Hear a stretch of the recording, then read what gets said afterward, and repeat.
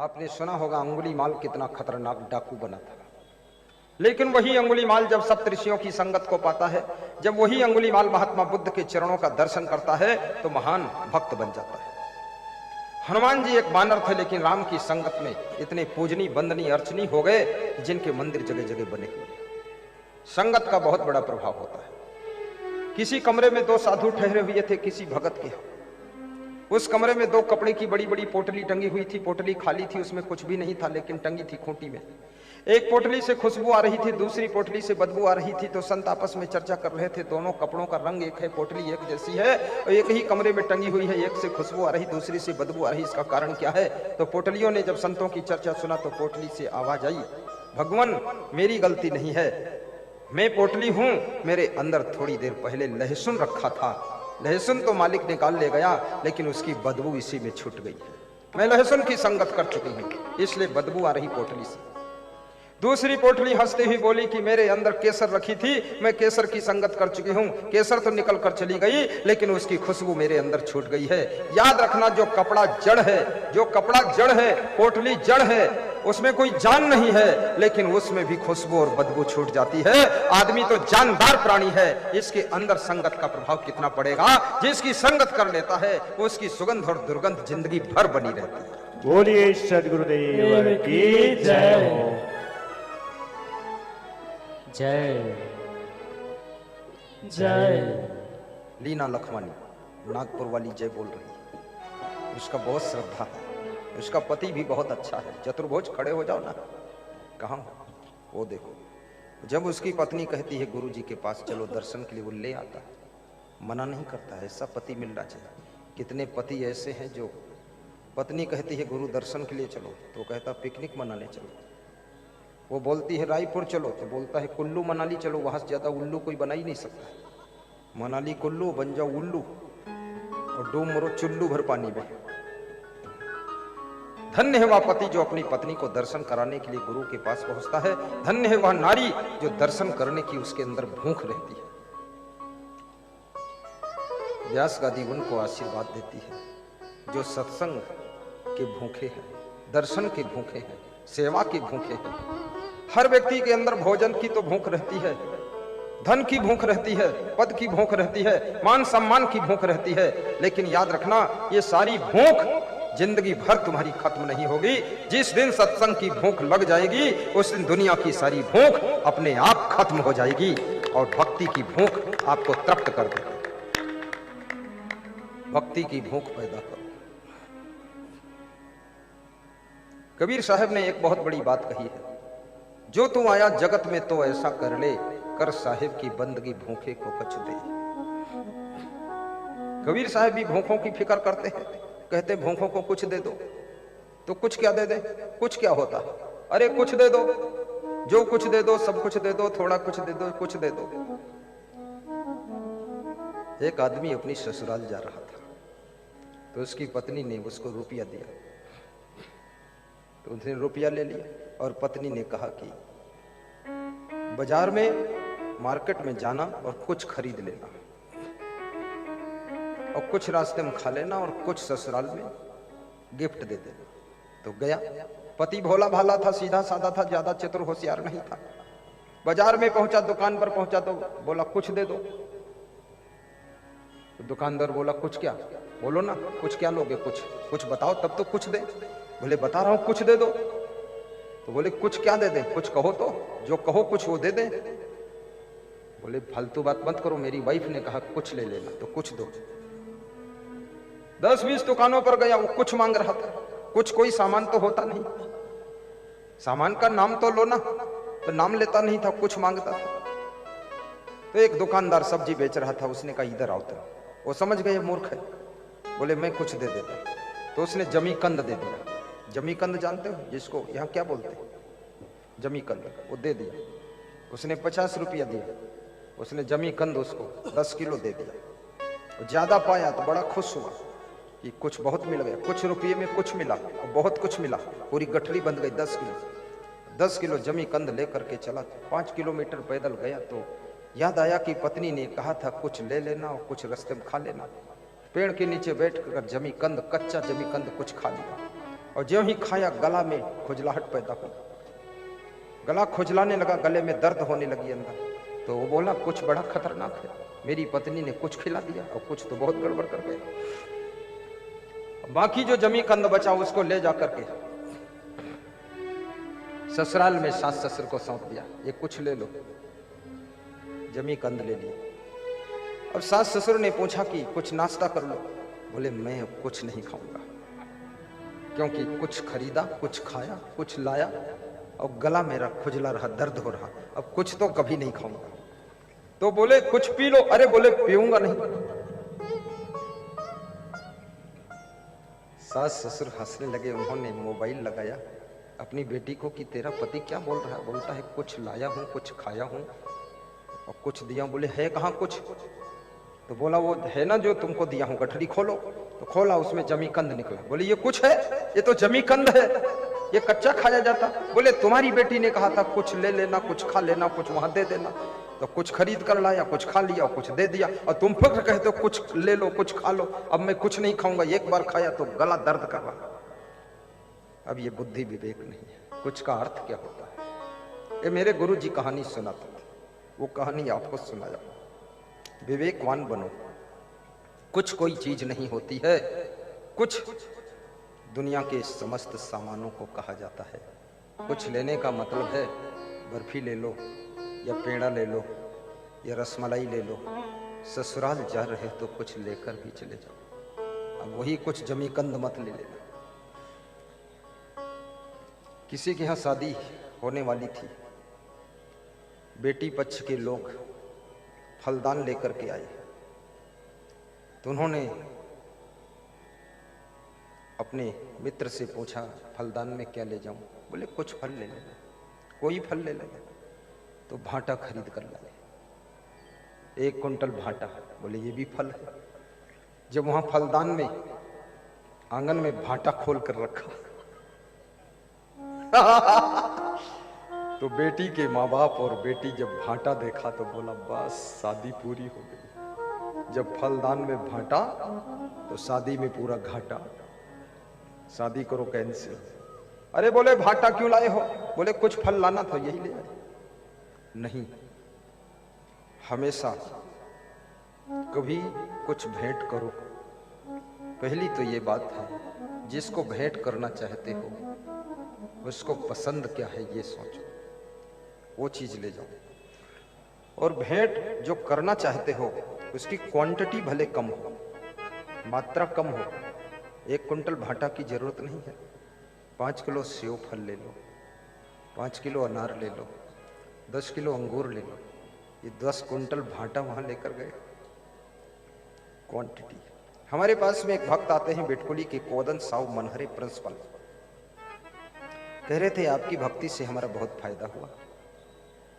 एक बेटा बैंक का मैनेजर बन गया, पंजाब नेशनल बैंक का, और दूसरा बेटा जो है रेलवे स्टेशन का स्टेशन मास्टर बन गया। तो हमने कहा तुम? बोले मैं प्रिंसिपल बन गया। हमने कहा वाइफ वो भी टीचर है। तो हमने कहा तब तो सब तरफ से इनकम सोर्स है। बोले इसीलिए जब मिलता हूँ तो आपको दान भी अच्छा देता हूँ, और जो फल लाता हूँ मार्केट का सबसे सुपर क्वालिटी का फल लाता हूँ। आप उसमें से फल हमको देते हैं तो मैं भी नहीं लेता हूँ, क्योंकि वो फल सिर्फ आपके लिए है, बहुत महंगा और क्वालिटी वाला फल है। तो हमने कहा थोड़ा एक तो ले लो। बोले बिल्कुल नहीं लूँगा, आप खाना इसको गुरुजी, अनार भी खा लेना, सेव खा लेना। वास्तव में क्वालिटी का बहुत प्रभाव होता है। आपका मंडप जो लगा है इसमें सुंदरता में, सुविधा में अगर क्वालिटी है, आज यहाँ पर लोग वीआईपी व्यवस्था में बैठे हुए हैं। मैं आयोजक परिवार को धन्यवाद देता हूँ, आयोजक मंडल को आशीर्वाद देता हूँ जिन्होंने सबके लिए चेयर का इंतजाम किया है, सोफा का भी इंतजाम किया है, और इतनी सुंदर वीआईपी व्यवस्था किया है, मन गदगद हो गया है। और आपसे निवेदन व्यासगादी यही करेगी कि आप कल भी एक श्रोता, 5-5, 10-10 श्रोता लेकर आना। केवल 1 दिन का और सत्संग बचा है। जमाना वो आ रहा है कि अब ये 7 दिन सत्संग, 9 दिन सत्संग नहीं हो सकेगा। अब परिवर्तन चक्र चल रहा है, समय की कमी हो रही कि हर व्यक्ति बहुत बिजी हो रहा है, इसलिए 2 दिन काफी है। और एक दिन भी ठीक है। एक दिन का सत्संग हो, 4 घंटे का प्रवचन लगातार हो, गुरुदेव विराजमान हो जाएं, 12:30 बजे 1 बजे शुरू कर दे और 5 बजे बंद हो और 5:30 बजे तुम चले जाओ और दूसरे दिन आना ही मना है। गुरुदेव भी निकल जाए यहाँ से, तुम भी निकल जाओ जहाँ जाना है। बस एक दिन का सत्संग होने वाला है, क्योंकि लोगों की व्यस्तता को देखते हुए अब सत्संग का टाइम 1 दिवसीय सत्संग करना पड़ेगा, ज्यादा समय नहीं लोगों के पास। और 1 दिवसीय सत्संग में बहुत बड़ा फायदा ये होता है कि लोगों को रात रुकने का भी झंझट नहीं, नहाने धोने का झंझट नहीं, फ्रेश होने का झंझट नहीं। बस अपने हिसाब से लोग आते हैं। सुबह 12 बजे चालू हो जाए, 4 बजे बंद कर दो। उसी हिसाब से लोग ट्रेन की सेटिंग करते हैं, एरोप्लेन की सेटिंग करते हैं, टिकट रिजर्वेशन कराते हैं, गाड़ी की सेटिंग करते हैं कि चलो किराए से गाड़ी कर लो और 11 बजे पहुंच चलो, 11 से 12 गुरु जी को मिल लेंगे, 12 से 4 सुन लेंगे, 4:30 वापस होंगे, 8 बजे घर आ जाएंगे, बात खत्म। 1 दिन का गाड़ी का किराया दे दिया। युग बड़े जोर से बदल रहा है। ये 2 दिन का सत्संग भी बहुत सावधानी से रखा है और हमारे महान संत श्री देवकर जी और संत मंडली ने सोनपैरी धाम में 1 दिन का सत्संग रखा है। 25 फरवरी को दूर से आने वाले भक्त 24 फरवरी को आ जाएंगे। 25 को प्रवचन सुनेंगे, 26 को दर्शन करके पर्सनल मिल करके फिर अपने अपने घर की ओर रवाना हो जाएंगे। 25 फरवरी को आपका सादर आमंत्रण है। वो बाबा न्योता नहीं दे रहा है और मैं दे देता हूं। महाभंडारा होगा, छोटा मोटा नहीं। सोनपैरी की धरा पर सुबह से लेकर के शाम 9 बजे रात तक भंडारा चलता रहेगा। 2 टाइम नहीं, 3 टाइम भंडारा। जब आओ तब खाओ, फिर जाओ तब खाओ और रहो तो खाओ। भंडारा जोरदार होगा, लेकिन प्रवचन बस दमादम मस्त कलंदर 4 घंटे का एक ही बार होगा। क्योंकि जब 2 टाइम प्रवचन होता है तो पर्सनल बैठने का वक्त नहीं मिलता, इसलिए थोड़ा अलग से भी बैठेंगे आपके साथ। सभी को सादर आमंत्रित किया जाता है। और ये रायपुर का सत्संग मुझे तो बहुत अच्छा लगा। आपको अच्छा लगा कि नहीं लगा पता नहीं, लगा है। सत्संग की गंगा बहती है, गुरुदेव तुम्हारे चरणों में। सत्संग की गंगा बहती है, गुरुदेव तुम्हारे चरणों में।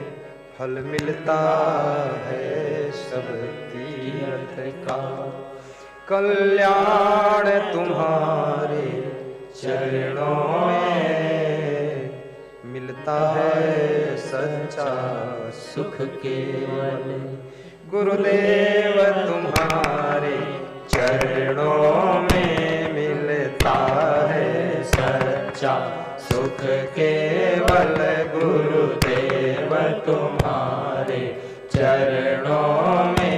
भगवान तुम्हारे चरणों में है, नाथ तुम्हारे चरणों में है, संत तुम्हारे चरणों में है, क्षमा तुम्हारे चरणों में। कबीर तुम्हारे चरणों में, महावीर तुम्हारे चरणों में है, नानक तेरे चरणों में है, गुरु मन साहिब चरणों में है, राम तुम्हारे चरणों में है, संत तुम्हारे चरणों में, गुरुदेव तुम्हारे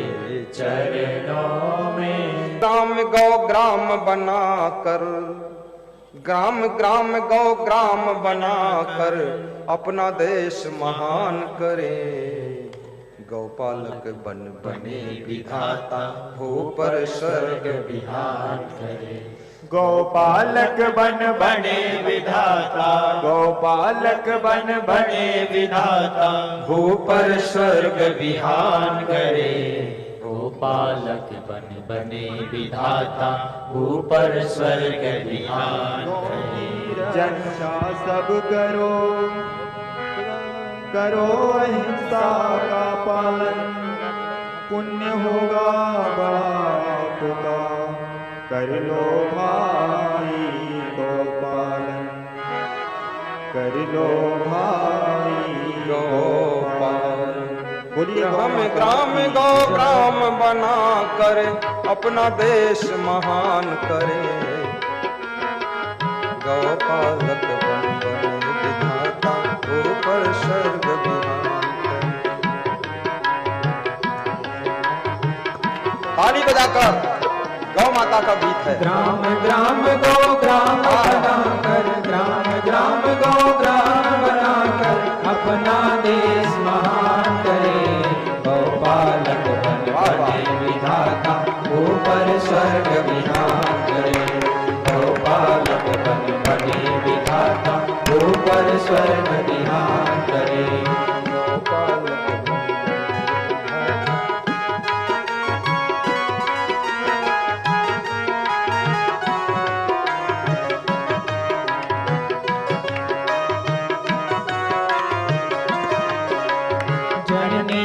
कर दूध पिलाती, केवल साल छमाही भर, केवल साल छमाही भर, केवल साल छमाही भर। जननी जन कर दूध पिलाती, केवल साल छमाही भर, केवल साल छमाही भर, केवल साल छमाही भर। गौ माता का शुद्ध पिलाकर रक्षा करती जीवन भर, रक्षा करती जीवन भर, रक्षा करती जीवन भर।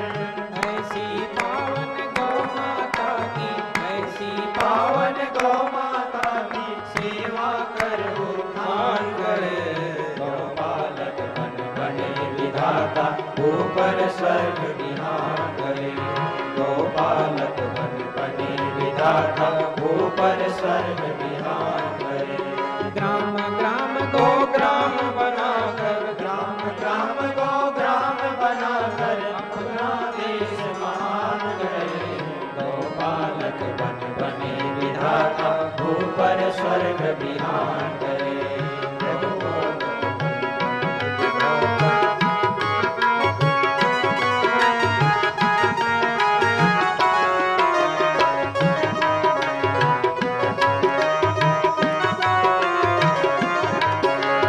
सब भूतों की माता है, सबको सुख देने वाली, सबको सुख देने वाली, सबको सुख देने वाली, सबको सुख देने वाली, सबको सुख देने वाली, सबको सुख देने वाली, सबको सुख देने वाली।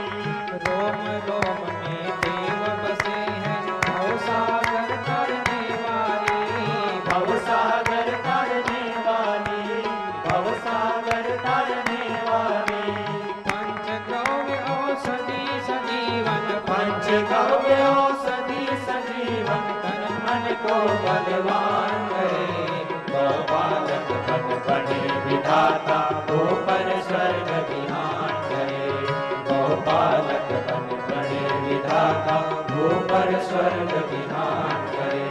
ग्राम ग्राम गौ ग्राम बनाकर, ग्राम ग्राम गौ ग्राम बनाकर अपना देश महान करे, गौपालक बन बने विधाता, ऊपर स्वर्ग विहान करे, गौपालक बन बने विधाता, ऊपर स्वर्ग विहान करे, भारत का उद्धार करे। बोलिए गौ माता की जय। गौ माता का गीत गाते ही मेरे हाथ में कटोरा आ गया, और ये बूंदी का कटोरा है, शक्कर और सूखी बूंदी है, सबको एक एक कटोरा बूंदी मिलेगी। यदि हो सके तो घर ले जाना, और ना बन सके तो फिर फाइनल कर देना। और मैं कहूंगा आयोजक मंडल से कल पैकेट के अंदर बूंदी भर देना। आज तो खुला है ताकि लोग घर भी ले जा सकें। ठीक, कल कम से कम 2-2.5 हजार पैकेट बना देना, बैठे बैठे ही सबको दे दिया जाए। इसको ले जाना मुश्किल होगा, तो बिखर सकती है, या कोई पॉलीथीन मिल जाए तो डाल भी लेना। बच्चों को एक एक दाना प्रसाद का खिला देना।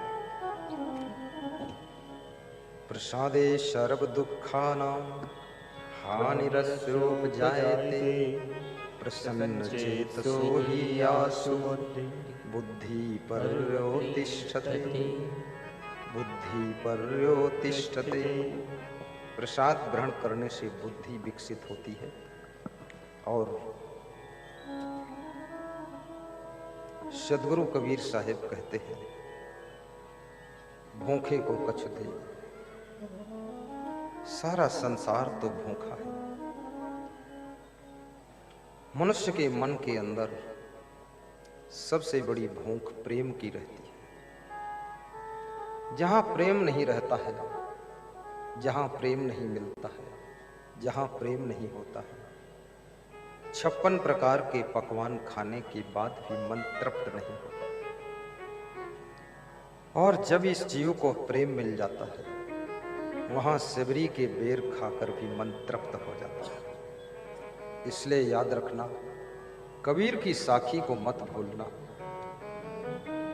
पोथी पढ़ी पढ़ जग मुआ, पंडित हुआ न कोई। 2.5 अक्षर प्रेम का, पढ़े सु पंडित हो।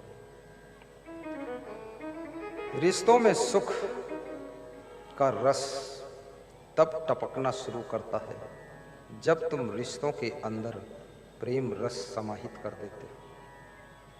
प्रेम रस के बिना रिश्ते मुर्दा होते हैं, रिश्ते दुख देने लग जाते हैं। और जब प्रेम रिश्तों में मिक्स कर देते हो तो रिश्तों में सुख भी टपकता है। इसलिए पिताजी से भी प्रेम कीजिए, अपने बूढ़े दादा दादी से भी प्रेम कीजिए, बच्चों से भी प्रेम कीजिए, पशु पंछियों से भी प्रेम कीजिए, और गुरु जी से भी प्रेम रखिए। अपने पति पत्नी के बीच में भी प्रेम की गंगा बहाइए। तुम प्रेम के सागर हो, तुम साधारण नहीं। तुम जब प्रेम करने के लिए संकल्प ले लेते हो तो चींटियों को भी शक्कर के दाने खिलाने के लिए बिखेरने लग जाते हो।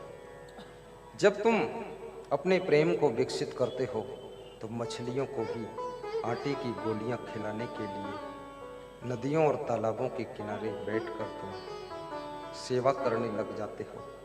जब तुम प्रेम विहीन हो जाते हो तो उन्हीं मछलियों को तुम खुद खाने लग जाते हो। तुम्हारा प्रेम रक्षक बनता है, प्रेम विहीन हृदय भक्षक बनता है। और जब तुम्हारा प्रेम और विस्तार रूप लेता है तो महाशिवरात्रि जैसे पावन पर्व में जगह जगह तुम भंडारा भी करने लग जाते हो। और जब प्रेम करुणा बन करके बरसता है तो आप सत्संग कराकर मानव जाति को संस्कार का संदेश देने का कार्य करते हो कि मानव जो बिगड़ रहा है, इंद्र न बिगड़ा सिंध न बिगड़ा, बिगड़ गया इंसान रे। चांद न बिगड़ा सूर्य न बिगड़ा, बिगड़ गया इंसान रे। और इसीलिए इंसान है परेशान रे, इंसान है परेशान रे। पशु पक्षी उतना परेशान नहीं है जितना इंसान परेशान है। पशु कभी नींद की गोली नहीं खाते, उनको नींद आती है। लेकिन मनुष्यों में ऐसे बहुत मनुष्य हैं जिनको नींद की गोली खाना पड़ता है। मनुष्यों में ऐसे भी मनुष्य हैं जिनको भूख ही नहीं लगती है। और मनुष्यों में ऐसे भी मनुष्य हैं जिनको हजारों प्रकार की बीमारियां लगी हुई है। डॉक्टर भी बेहोश हो जाता है बीमारी देख करके। याद रखना, प्रकृति से रिश्ते जोड़िए, सवेरे उठिए, थोड़ा अपने शरीर से भी प्रेम कीजिए। और शरीर से यदि प्रेम है तो इसको थोड़ा सुबह सुबह मॉर्निंग वॉक करा दीजिए, थोड़ा सा परिक्रमा कर लीजिए। 2.5 किलोमीटर चले जाइए और 2.5 चले आइए। पिंगाल गांव में, बालोद जिले में मैं सुबह सुबह पदयात्रा गया, लौट कर जब आया तो भक्त बोले आज तो 6 किलोमीटर हो गया। तो हमने कहा घड़ी भी नहीं देखा, किलोमीटर भी नहीं देखा। पुलिस जवान साथ में थे, बोले आज हमारा भी सब काम बन गया है। नाश्ता करते ही नींद आ गई, भोजन खाते ही बेहोशी आ गई। जब तुम 5 किलोमीटर पैदल चलते हो तो शरीर के 43 रोग दूर हो जाते हैं, और जब तुम प्राणायाम करते हो तो सांस संबंधी रोग समाप्त हो जाते हैं, और जब तुम व्यायाम करते हो तो जोड़ों संबंधी रोग खत्म हो जाते हैं, और जब कपालभाति करते हो तो पेट संबंधी रोग खत्म हो जाते हैं, और जोर से ठहाका मार कर हंसते हो तो शरीर के नस नस के रोग समाप्त हो जाते हैं। यदि शरीर से प्रेम है तो थोड़ा शरीर को व्यायाम भी कराइए, प्राणायाम भी कराइए, और इस शरीर को थोड़ा सुबह सुबह घुमाइए भी। ये शरीर बड़ा लाडला है, इसको सुबह सुबह घुमाओगे नहीं तो बीमार हो जाएगा, व्यायाम नहीं करोगे तो रोगी हो जाएगा, प्राणायाम नहीं करोगे तो ये चलने योग्य भी नहीं रह जाएगा। और शरीर से प्रेम करते हो तो इसको थोड़ा भोजन भी कम खिलाइए। इसमें ऐसे मत भरो जैसे बोरी में धान ठोस ठोस के भरे जाते हैं, धान की बोरी जैसे। कितने लोग जब खाने के लिए बैठते हैं तो ऐसे टूट पड़ते हैं, लगता है जिंदगी में कभी मिला ही नहीं था, और इतना परोस लेते हैं थाली में कि गले तक भर जाता है, फिर भी फेंकना पड़ता है। इतना लो थाली में कि व्यर्थ न जाए नाली में। अन्न देवता है, अन्न का नुकसान ना करो।